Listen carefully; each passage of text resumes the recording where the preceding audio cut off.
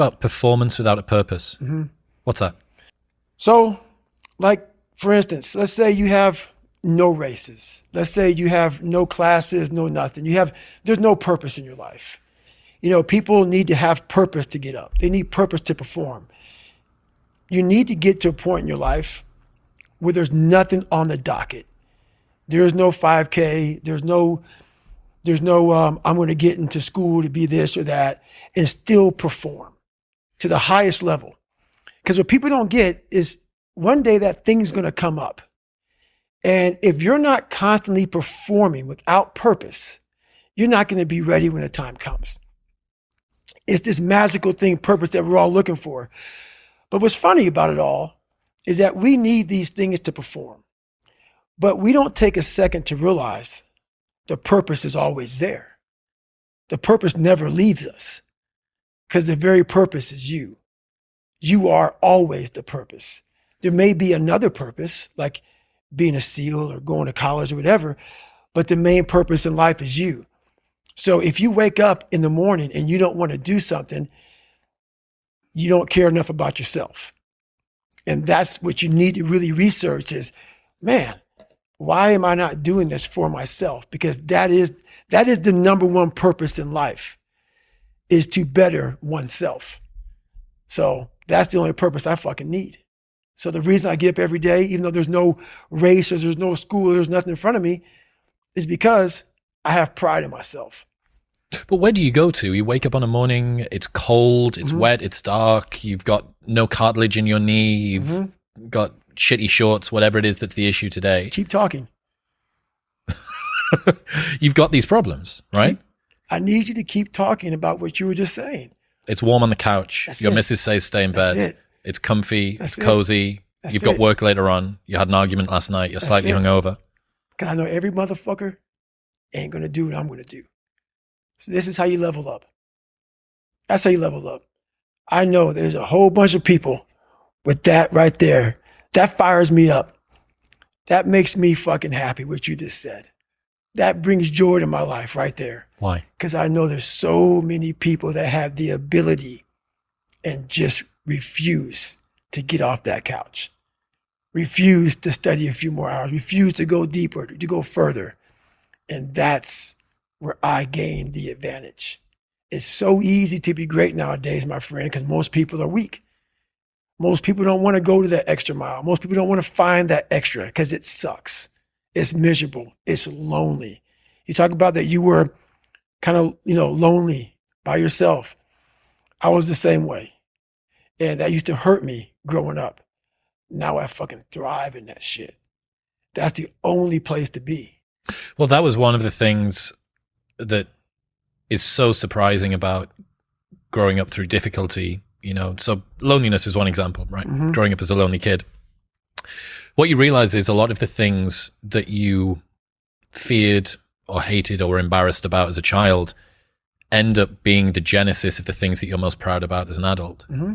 So the fact that you can work and thrive in solitude gives you the opportunity to be able to move to America and start a podcast, or decide to do Hell Week 3 times in a row, or it doesn't matter how long or dark the course is, you're just going to stay. Mm-hmm.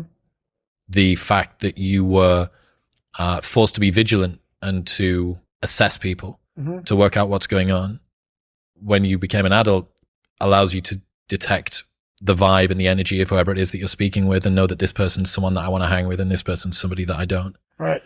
All of the things.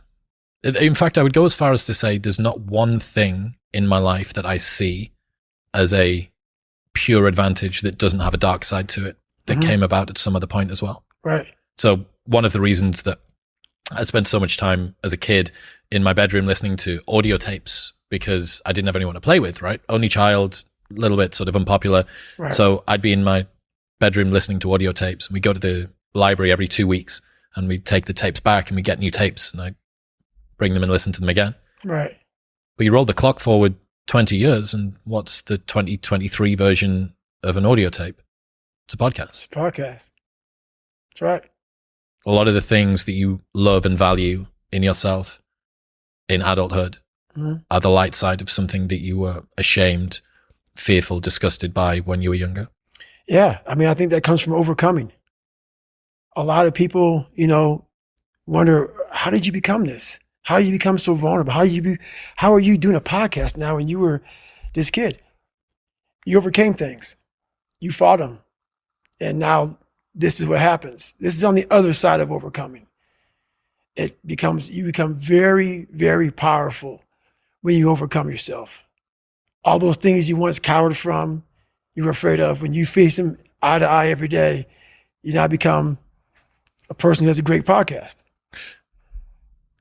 Let's say that there's someone listening who resonates with what you're talking about. Mm-hmm. They've been through trauma, they've been through hard times, mm-hmm. but they keep breaking promises to themselves, mm-hmm. and they're struggling to get off the couch, and they're having a pity party. Mm-hmm. How can they stop feeling sorry for themselves? That's a difficult one, because you have to want it. You have to want to be better. And it starts off with, you have to have pride in yourself. You have to have pride in yourself. You have to have, there's something about you, whether it's your last name, whether it's just the smallest thing. You have to be proud of yourself. And if you have no pride in yourself, I can't give it to you. Because you're always going to compromise. You're always going to fold. Always. I'm very proud of myself. That's why when people said, no way you can do better than Can't Hurt Me. Roger that. We'll fucking see. It's that pride that wakes you up. And now I'm not talking about bad pride. The attention to detail for the human being I want to do. I call this thing, like, I want to be the standard. I want to be that guy. Like, every place I went in the military, there was this ethos about how this place is, how we're going to live, how we're going to represent ourselves. And I walked around and I saw that most people didn't live up to that ethos. Like, if you go to whatever company, they had this mission statement on how we want to run our company. I made one for myself on how I want to be. And that is why, if people can make up a mission statement, an ethos in which they want to live by, and every morning you wake up, you hold yourself accountable to that mission, not a company's, your own. Make up your own mission statement. What do you want to be in life? And once you do that, now you can work with somebody to get better. You can work with yourself to get better. But until you know what you want to stand for, you will always just be sitting down. You'll never stand for anything. What's that quote? If you don't stand for something, you'll fall for everything. That's it. It's a true statement. In the book, you talk about Roger that, there being two types of Roger that. Mm-hmm. I absolutely adore the second type. Received, orders given, expect results.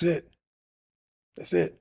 So cool. Above and beyond, more than was expected. That's right. To the letter. That's Roger that. That is, for me, what Roger that means. Received, orders given. Yep. Expect results. Expect results. That's right. So fucking dope. That is it. That is it. And when you hear that from somebody who gets it, you know it because you can look in their eyes. You feel that energy, man. It connects immediately. They're out here to get a job done. Roger that.